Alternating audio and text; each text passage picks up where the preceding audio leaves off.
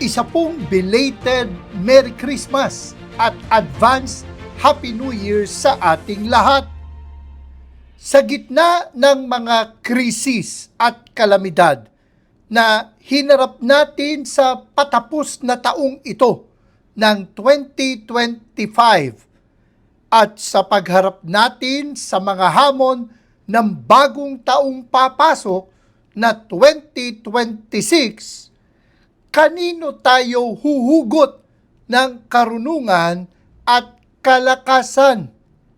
Kanino pa, kundi sa ating dakilang hari, ang hari ng mga hari.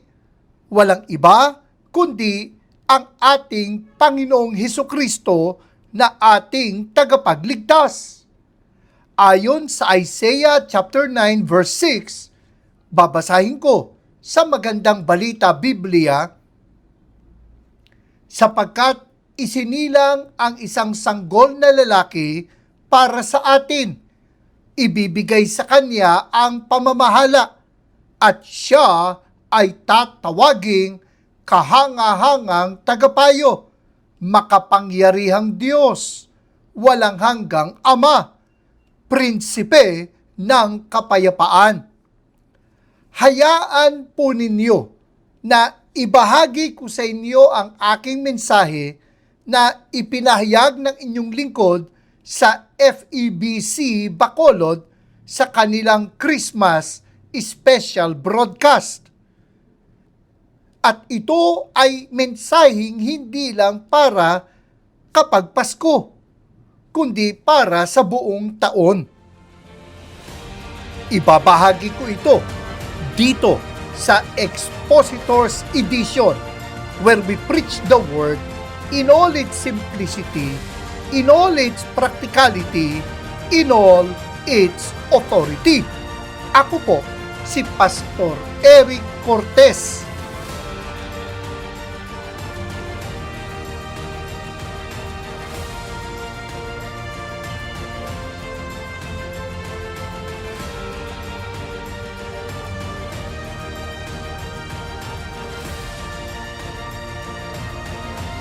With all the controversies and calamities happening in our country, there are those of us who are not in the Christmas mood at the moment.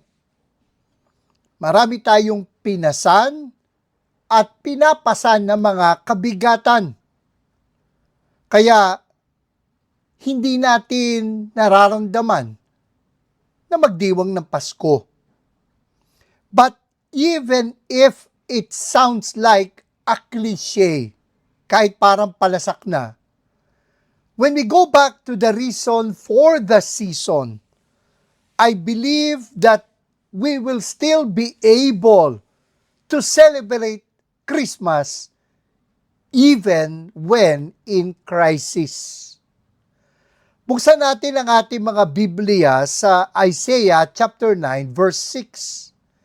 Babasahin ko sa Christian Standard Bible. For a child will be born for us, a son will be given to us, and the government will be on his shoulders. He will be named Wonderful Counselor, Mighty God, Eternal Father, Prince of Peace. Nasa krisis ang bansang Israel nang ipahayag ito ni Prophet Isaiah. Kasabay nito ang prophecy tungkol sa paparating na pananakop ng Assyria sa Israel. Yet, the Lord promised through the prophet that it's not a hopeless situation. He will restore the nation back to her land. And the Lord went beyond that national restoration and pointed them to the future coming of the Messiah. Ganito nga ang ipinahayag ni Isaiah sa verse 2. Babasahin ko sa New Living Translation. The people who walk in darkness will see a great light. For those who live in a land of deep darkness, a light will shine. Sinabi sa Matthew chapter 2 na natupad ito sa pagdating ng ating Panginoong Hesus. Isinalin ang mga salitang a land of deep darkness sa Septuagint, ang Greek translation ng Hebrew Old Testament. Isinalin ang salitang a land of deep darkness bilang a land where death casts its shadow. Hindi maganda ang ipinapahiwatig ng tawagin ng Galilee na a land where death casts its shadow. Pero nung nabasa ko ito, naalala ko yung Psalm 23. Though I walk through the valley of the shadow of death, I will fear no evil, for you are with me. Kasabay ng madilim na hinaharap ang pag-asang dulot ng paparating na Mesiyas o tagapagligtas. In Isaiah chapter 9 verse 6, the prophet described the coming Messiah. For a child will be born for us, a son will be given to us, and the government will be on his shoulders. He will be named Wonderful Counselor, Mighty God, Eternal Father, Prince of Peace. Kung makukumpara tayo ng mga Bible versions, may mapapansin po tayo. Halimbawa, dito sa Christian Standard Bible, ginamit ang future tense. Future tense. For a child will be born for us. A son will be given to us. Subalit, pag tiningnan halimbawa natin sa New English Translation o yung tinatawag na Net Bible, ganito ang pagkakasalin. For a child has been born to us. A son has been given to us. Sa isang version, will be born, will be given. Sa ibang version, has been born, has been given. Alam po ninyo, pareho namang tama ang mga nagsalin ng mga Bible versions na ito. The difference was because they sought to bring out the sense in Hebrew. Of course, it is clearly a predictive prophecy, which explains the future tense that the Christian Standard Bible used to translate it. But in Hebrew, it was in the past tense. Kaya nga, may mga translation na past tense ang pagkakasalin. Paano nagkaganon? According to the Tyndale Old Testament commentary, it is a sure hope, so sure that according to Hebrew idiom, it is even written in past tenses as though it had happened already. Isinulat siya na parang naganap na sapagkat tiyak na ito'y magaganap. The prophet spoke of the future as if it is already fulfilled. Kaya nga po nasasabi ko, sa Panginoon Diyos, tiyak ang ating pag-asa. Siya ang ating pag-asa at hindi siya paasa. Ang Diyos ang ating pag-asa at hindi siya paasa. And then not only that he spoke of the first coming of the Lord, for a child will be born for us, a son will be given to us, Isaiah also spoke of his second coming, and the government will be on his shoulders.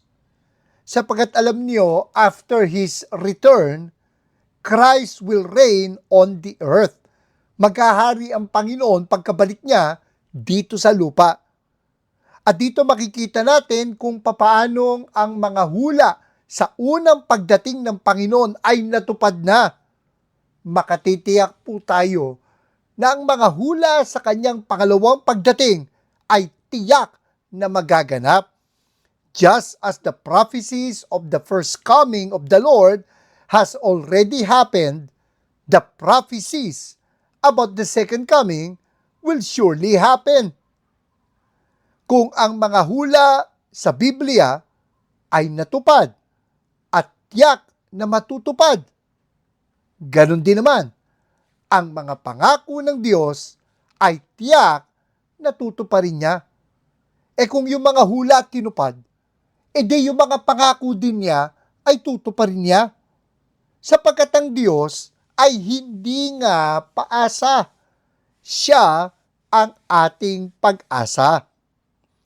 At mayroong 4 na descriptive names na ginamit sa Isaiah chapter 9 verse 6 upang ihayag sa atin kung ano ang mga katangian ng ating Panginoon. He will be named Wonderful Counselor, Mighty God, Eternal Father, Prince of Peace. These 4 descriptive names reveal to us who He really is.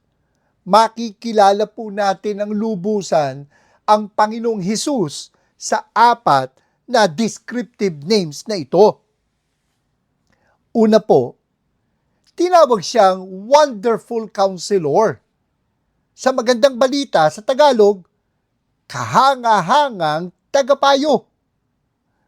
Sa Hebreo, ang salitang wonderful o kahanga-hanga ay maaaring isalin na exceptional, extraordinary, distinguished. Ang ibig pong sabihin, walang ibang katulad niya at walang maikukumpara sa kanya. There is no one like Him, no one else can compare to Him. At kapag nabasa natin ang salitang counselor, tagapayo, huwag nating isipin na ang kahulugan nito ay katulad ng pakahulugan natin dito sa ngayon. Sa ngayon, ang tagapayo nagbibigay nga ng payo, hindi nag-uutos. You can choose to take it or leave it. Hindi ka maaaring baguhin ng tagapayo. Ikaw ang mananagot sa pagbabago ng iyong buhay. Subalit hindi ka obligado na sundin ang ipinayo sa iyo. Bagamat of course, you have to face the consequences of your choice. Ngunit, hindi yan ang kahulugan ng tawagin ng Panginoon na kahanga-hangang tagapayo, Wonderful Counselor. When the Messiah comes to rule in His kingdom, Isaiah prophesied, all nations will stream to it, and many peoples will come and say, come, let's go up to the mountain of the Lord, to the house of the God of Jacob. He will teach us about His ways, so that we may walk in His paths. For instruction will go out of Zion, and the word of the Lord from Jerusalem. Yan po ay nasa Isaiah chapter 2 verse 3. Ayon sa The Bible Knowledge Commentary, as the King of Kings, the people will gladly listen to Him as the authoritative one.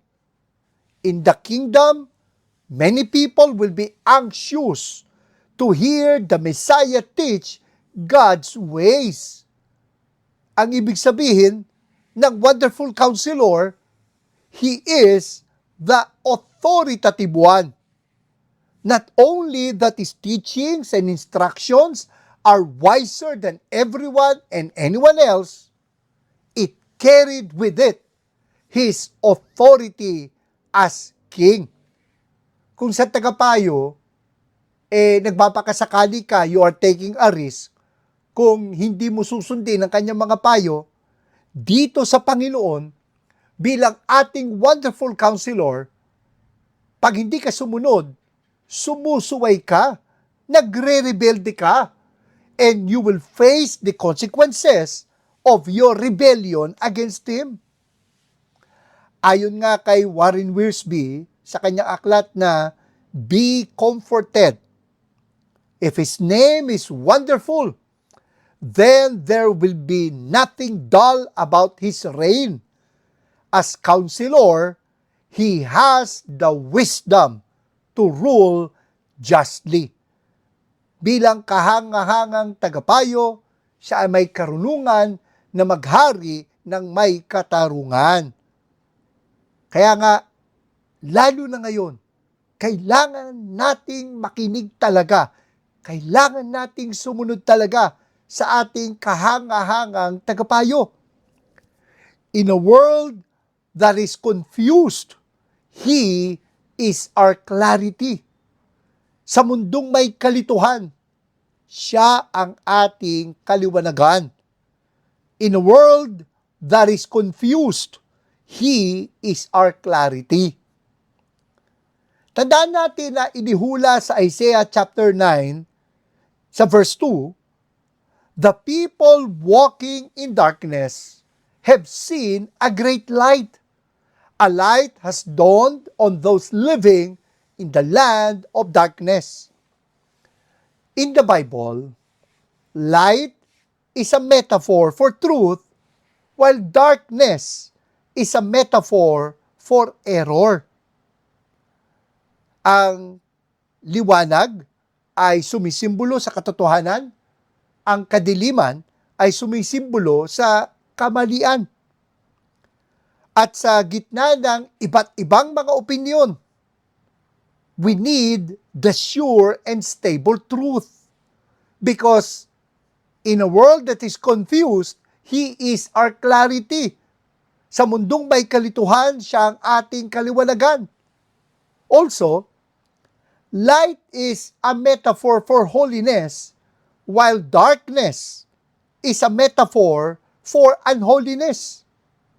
Ang kaliwanagan ay sumisimbolo sa kabanalan, samantalang ang kadiliman ay sumisimbolo sa kasalanan o kasamaan. At ayon sa Ephesians chapter 5, verses 8 to 11, for you were once darkness, but now you are light in the Lord. Walk as children of light, for the fruit of the light consists of all goodness, righteousness, and truth, testing what is pleasing to the Lord. Don't participate in the fruitless works of darkness, but instead expose them. Now that we are in the Lord, we are no longer in the dark. We no longer belong to darkness, in the kingdom of darkness. We now belong to the light, to the kingdom of light. That's why we are to walk, or we have to live as children of light. We are to live holy lives, being godly and living righteously in a fallen world. Bilang mga anak ng liwanag, dapat tayong mamuhay sa kabanalan. At kapag ginawa natin yun, we will be pleasing to the Lord. And we will bear the fruit of the light, goodness, righteousness, and truth. We will be fruitful, not fruitless. Thus, we need to obey our great King, the wonderful counselor. And when He gives His counsel, it's not a take it or leave it thing. We are to obey Him or suffer the consequences of our disobedience to Him. Sa mundong may kalituhan, siya ang ating kaliwanagan. In a world that is confused, He is our clarity. Una, tinawag siyang wonderful counselor. kahangahangang tagapayo. Pangalawa, tinawag siyang Mighty God. Sa Tagalog, makapangyarihang Diyos. Pansinin natin na sinabi sa Isaiah chapter 9 verse 6, "For a child will be born for us, a son will be given to us." A child will be born for us. The words child and born are the usual normal words we used to describe the natural birth of children. At dito makikita natin ang pagkatao ng ating Panginoong Hesus. We see here the humanity of our King. Pero pansinin ninyo na sinabi din, a son will be given to us. Dito naman makikita natin ang pagka-Diyos ng Panginoong Hesus, the deity of our great King. That He is not just a man, He is equal with God. Hindi lang siya tao. Ang Panginoong Hesus ay kapantay ng Diyos. Halimbawa, mababasa natin dito sa Isaiah chapter 9 verse 7 that He reigns forever. Maghahari siya magpakailanman. Ang sabi, the dominion will be vast and its prosperity will never end. He will reign on the throne of David and over his kingdom, to establish and sustain it with justice and righteousness from now on and forever. Pansinin po natin ang mga salitang will never end at from now on and forever. Kings come and go, and the kingdom will crumble when the king dies, but not our King, because our King will rule for all eternity. After all, He is the mighty God. Subalit may mga hindi matanggap ang malinaw na itinuturo ng talatang ito. Kung hindi nila itinatanggi na ito'y tumutukoy kay Jesus, ay may mga nangangatwiran pa na He is only mighty God, but not almighty God. Parang sinasabing mababa ang Panginoon kumpara sa Ama. Alam nyo, pag sinundan natin ang argumentong yun, lalabas. Dalawang Diyos. One superior and the other inferior. Subalit ganun ba ang tinuturo ng Isaiah? Ginamit ni Isaiah ang pangalang ito 2 beses sa aklat na ito. Una nga dito sa Isaiah chapter 9 verse 6 at pangalawa sa Isaiah chapter 10 verses 20 to 21. Ang sabi, "On that day, the remnant of Israel and the survivors of the house of Jacob will no longer depend on the one who struck them, but they will faithfully depend on the Lord, the Holy One of Israel. The remnant will return, the remnant of Jacob, to the mighty God." And who was this mighty Lord? He is no other than the Lord, the Holy One of Israel. At pansinin po ninyo sa mga English translations, yung Lord, capital L, capital O, capital R, capital D. Kasi pinapakita ng mga translators na ang Hebrew sa likod nito ay Yahweh ang pangalan ng tunay na Diyos. At sabi sa verse 23, sa New International Version, the Lord Almighty, will carry out the destruction decreed upon the whole land. And so as far as Isaiah is concerned, mighty God and Almighty God are one and the same. Wala hong distinction. At ang sabi pa sa Jeremiah chapter 32 verses 18 to 19, "You show faithful love to thousands, but lay the father's iniquity on their sons' laps after them.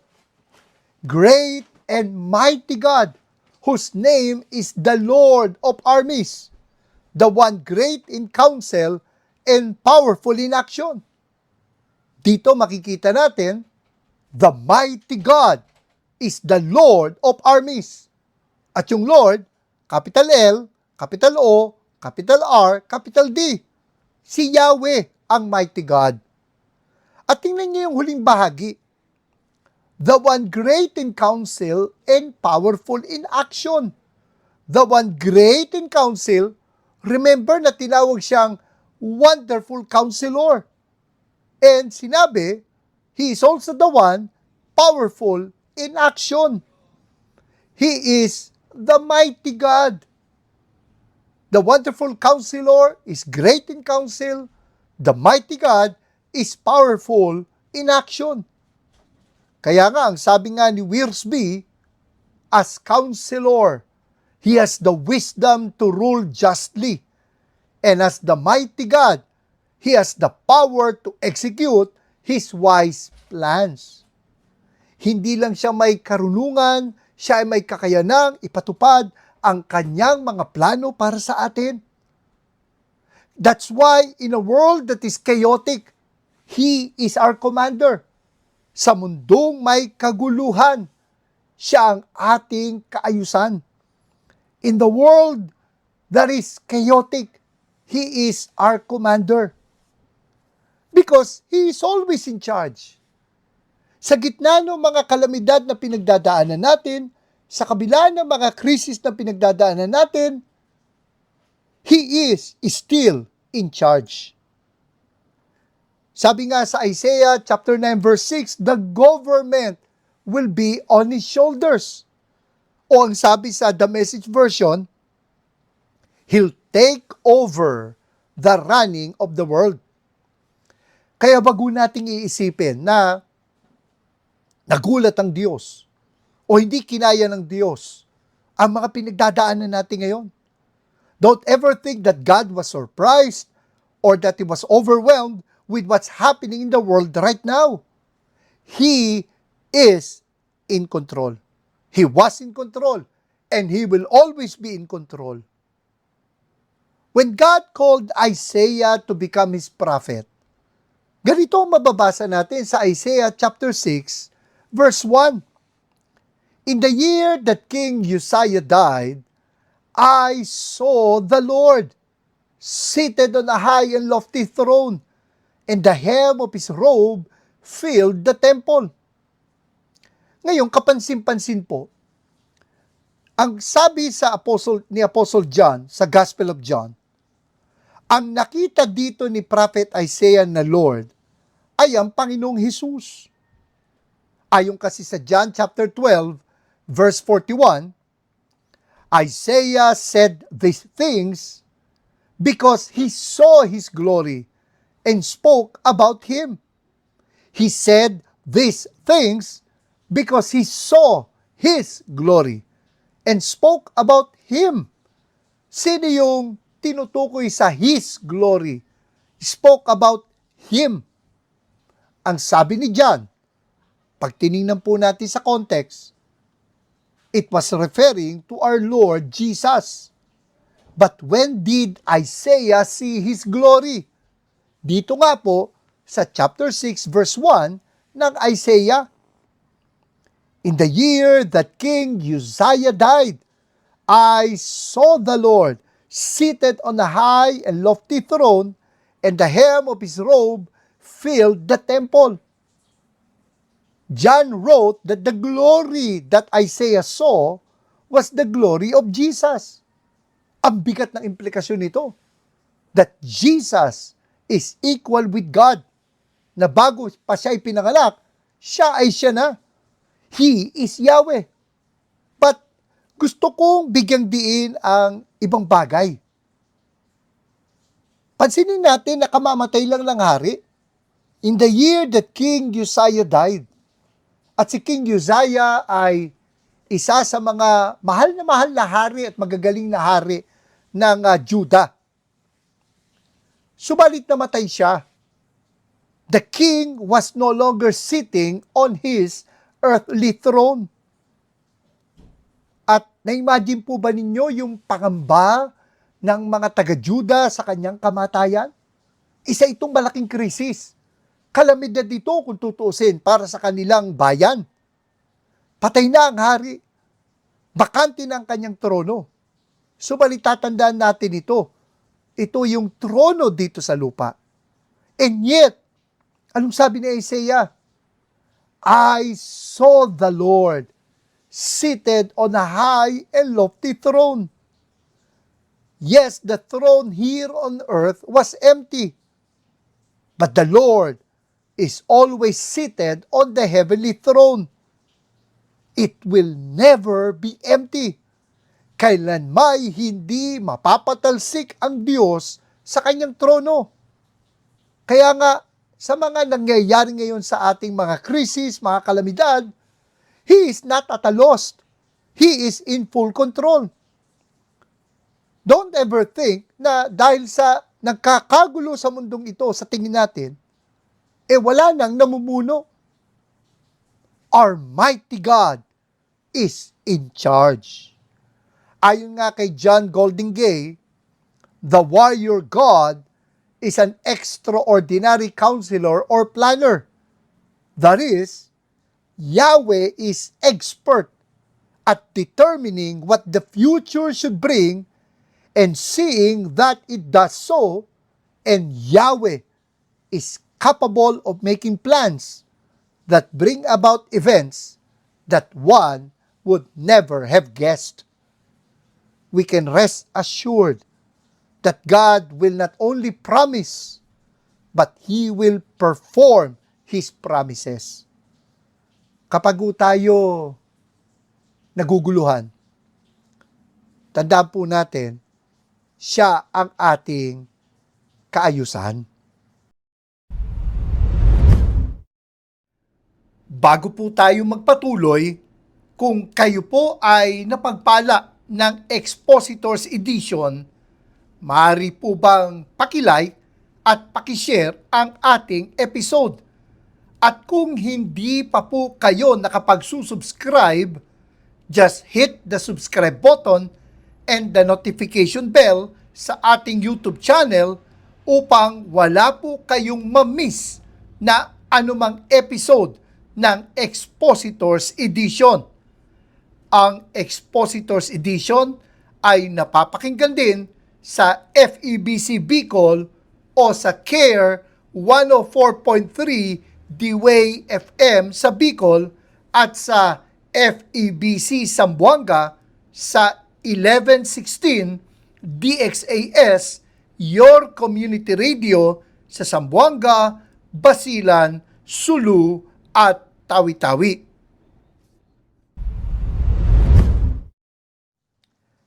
Tinawag siyang Wonderful Counselor, kahangahangang tagapayo. In a world that is confused, He is our clarity. Sa mundong may kalituhan, siya ang ating kaliwanagan. Ang sabi nga sa NIV Cultural Backgrounds Study Bible, ang ibig sabihin ng Wonderful Counselor, He is the supernatural planner. At sabi nga, for He knows the plan He has for us, plans for good and not for evil, to give us a future and a hope. At hindi lang hanggang drawing ang ating Panginoon, sapagkat tinawag siyang Mighty God, makapangyarihang Diyos. Sa mundong may kaguluhan, siya ang ating kaayusan. In a world that is chaotic, He is our commander. Ayon sa NIV Cultural Backgrounds Study Bible, ang ibig sabihin ng Mighty God, He is the divine warrior. Ipaglalaban tayo ng Diyos sa gitna ng krisis na ito. Itataguyod tayo ng Panginoon sa gitna ng mga kalamidad na kinakaharap natin. Pangatlo, tinawag siyang Eternal Father. Sa Tagalog, walang hanggang Ama. May mga nagkamali ng akala na ang ibig sabihin daw nito, hindi totoo ang Trinity. Ang katuruan na may isang Diyos na nahayag sa 3 persona. Diyos Ama, Diyos Anak, at Diyos Espiritu Santo. Dahil daw tinawag na Eternal Father sa Isaiah chapter 9 verse 6 ang Panginoong Hesus, lumalabas daw na siya ang Diyos Ama. But that is not what it means when Isaiah called the Lord Jesus as the Eternal Father. This verse does not deny the Trinity at all. Kasi may ibang gamit yung salitang Ama. Katulad nitong sa Malakay chapter 2 verse 10. Don't all of us have one Father? Didn't one God create us?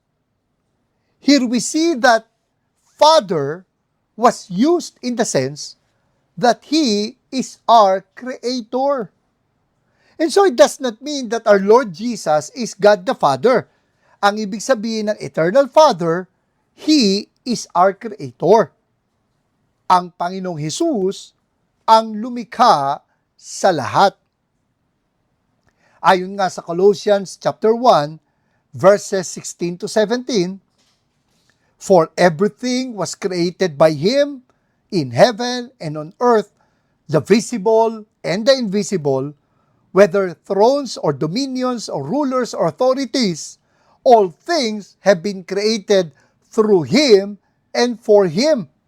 He is before all things, and by Him all things hold together. Kaya ayon nga kay Wiersbe, Everlasting Father does not suggest that the Son is also the Father, for each person in the Godhead is distinct. Father of eternity is a better translation. Among the Jews, the word Father means originator or source. If you want anything eternal, you must get it from Jesus Christ. He is the Father of eternity. He is the source of eternity. Ayon pa nga sa NIV Cultural Backgrounds Study Bible, ang ibig sabihin ng Eternal Father, He is the sovereign of time. Kaya tandaan po natin, ang mga krisis, ang mga kalamidad, ay hindi magtatagal. May katapusan po ang mga paghihirap natin. Subalit ang kalinga ng Panginoong Diyos bilang ating Ama ay hindi magwawakas. The Father love of God is everlasting. The Father love of God is eternal. According to Psalm 103 verse 13, as a father has compassion on his children, so the Lord has compassion on those who fear Him. Kung paano daw na may pagmamahal ang isang ama sa kanyang mga anak, ganun din may pagmamahal ang Diyos sa mga may takot sa Kanya, sa mga may matinding paggalang sa Kanya. At kasama sa Kanyang pagmamahal, ang Kanyang pagtutuwid sa atin. Ayon nga sa Tyndale Old Testament Commentaries, used of the Lord, Father speaks of His concern, care, and discipline. Kaya kung sakali po na tayo'y tinutuwid ng Diyos, kung tayo'y Kanyang dinidisiplina, hindi nagbabago ang Kanyang pagmamahal sa atin. Ang kamay na may hawak ng pamalo, kamay ng pagmamahal.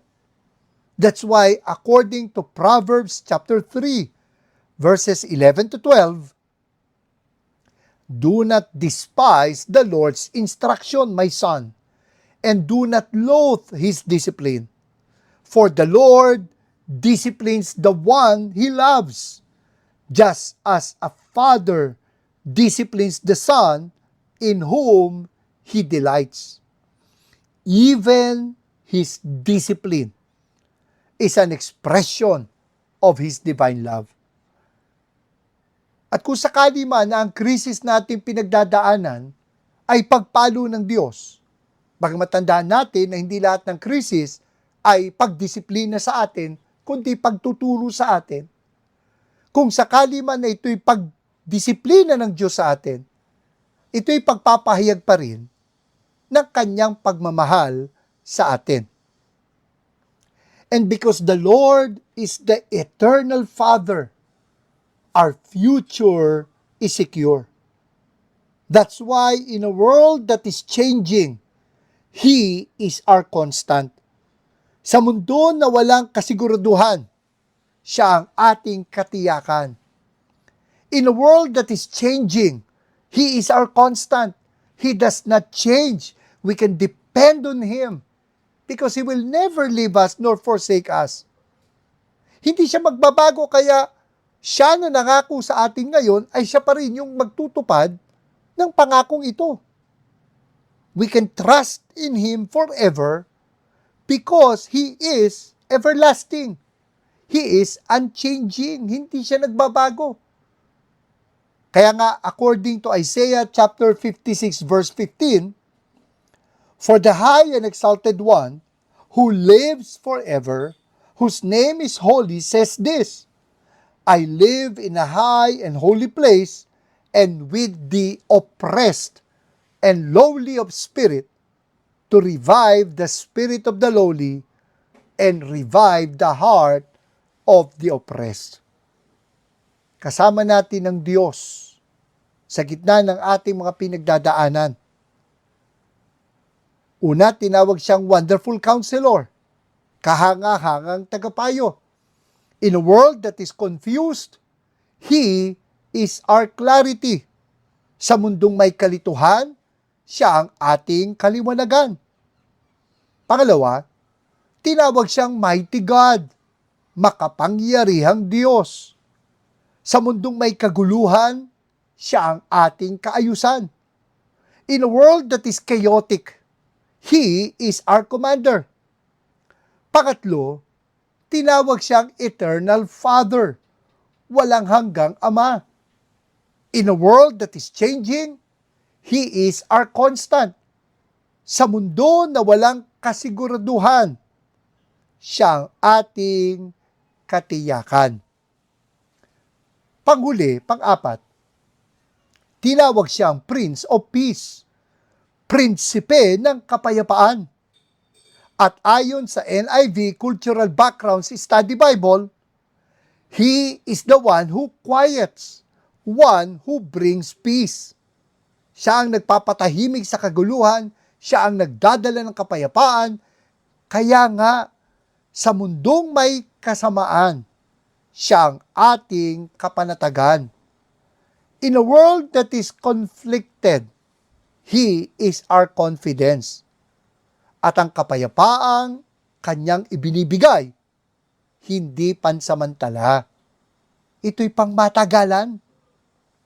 Ayon nga sa Isaiah chapter 9 verse 7, babasahin ko sa English Standard Version, "Of the increase of His government and of peace, there will be no end on the throne of David and over His kingdom. The peace that His kingdom brings will never end." And as the Prince of Peace, according to Isaiah chapter 16 verse 12, "Lord, you will establish peace for us, for you have also done all our work for us."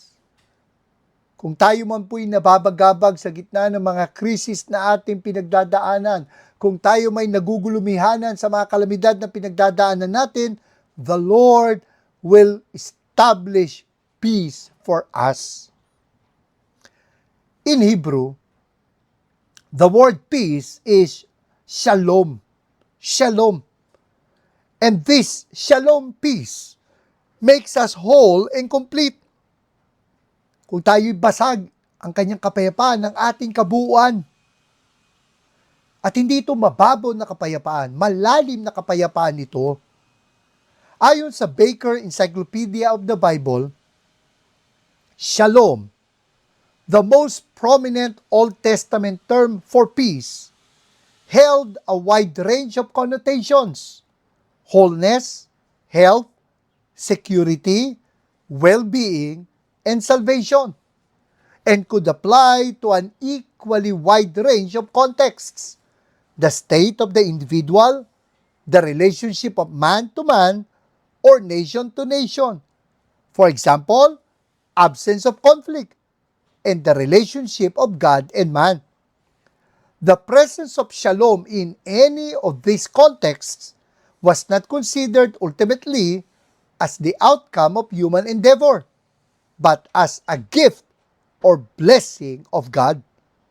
Ang kapayapaan ng mundong ito ay depende sa nagaganap sa ating paligid, depende sa mga nangyayari sa ating paligid. Kung masaya, may kapayapaan tayo. Kung hindi masaya, may kalungkutan tayo. Subalit ang kapayapaang ibinibigay ng Prince of Peace ay kapayapaan na hindi nakadepende sa anumang nangyayari o anumang pagkakataon sa ating paligid. He brings peace in our relationship with God, in our relationship with ourselves, and in our relationship with each other. According to Isaiah chapter 26, verses 3 to 4, you will keep the mind that is dependent on you in perfect peace, for it is trusting in you. Trust in the Lord forever, because in the Lord Himself is an everlasting rock. Sa Diyos po tayo magtiwala, sa Diyos po tayo umasa, at tayo po'y mananatili sa ganap na kapayapaan. At bilang Prince of Peace, He died for us. According to Isaiah chapter 53 verse 5, but He was pierced because of our rebellion, crushed because of our iniquities. Punishment for our peace was on Him, and we are healed by His wounds. Punishment for our peace was on Him. We were enemies of God, but when we put our trust in Him, we reconciled with God. At yun nga yung tinitiyak sa atin ng Romans chapter 5 verse 1. Therefore, since we have been justified by faith, we have peace with God. Peace with God. We have peace with God through our Lord Jesus Christ. And as we face crisis after crisis, as we face calamities after calamities, we need not be paralyzed by worry. We need not be paralyzed by anxiety. According to Philippians chapter 4 verses 6 and 7, don't worry about anything, but in everything, through prayer and petition with thanksgiving, present your requests to God, and the peace of God, which surpasses all understanding, will guard your hearts and minds in Christ Jesus. When we have peace with God, we can have the peace of God. That's why, in a world that is conflicted, He is our confidence. Ang kapayapaang Kanyang ibinibigay ay hindi pansamantala. Ito ay pangmatagalan. May isang biyudong nakangarang Henry na nag-aalaga ng araw ng Pasko sa kanyang anak na matindi ang tinamong sugat sa pakikibaka bilang isang sundalo. He was taking care of his mortally wounded son, and Charlie, his son, was a soldier. Nabaril po siya and the bullet missed his spine by an inch. Muntik nang tamaan ng kanyang gulugod, kaya halos na paralisa siya. At hindi malaman ng mga doktor kung makaka-recover pa ba siya rito o magiging paralitiko siya. 2 taon bago nangyari ito, namatay naman ang asawa ni Henry dahil sa isang sunog.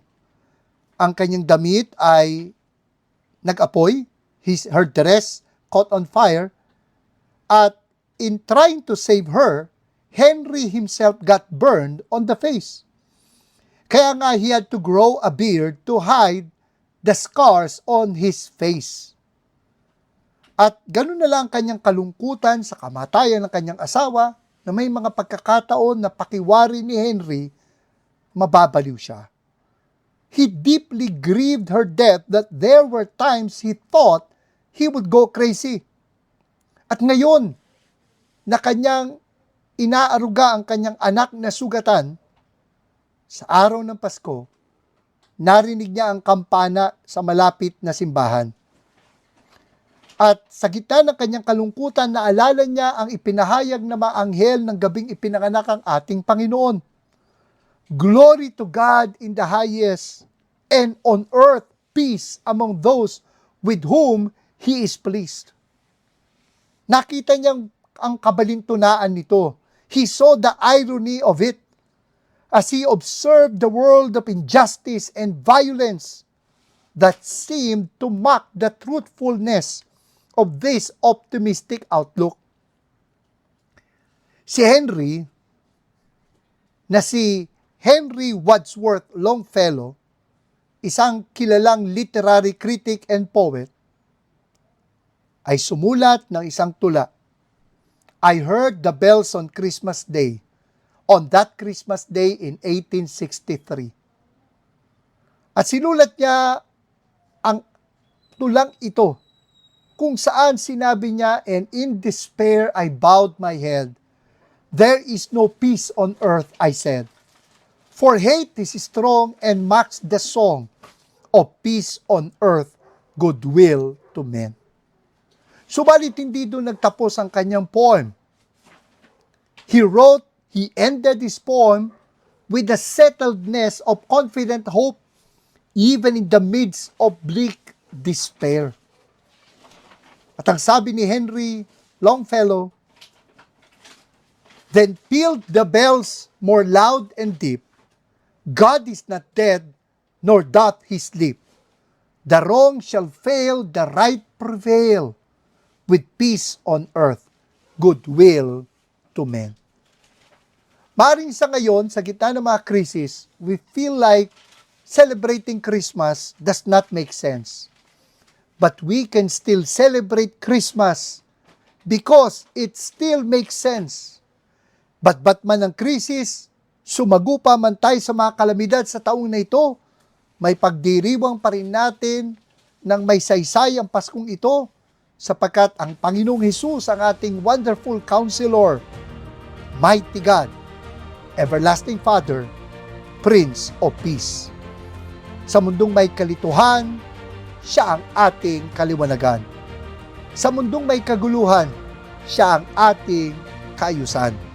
Sa mundo na walang kasiguraduhan, siya ang ating katiyakan. At sa mundong may kasamaan, siya ang ating kapanatagan.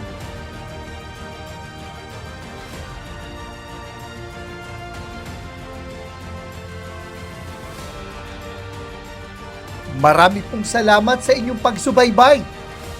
Muli, isa pong belated Merry Christmas at Advance Happy New Year sa ating lahat. Ako po, si Pastor Eric Cortez na nagpapaalala, ang katotohanang nagpapalaya, katotohanang isinasagawa.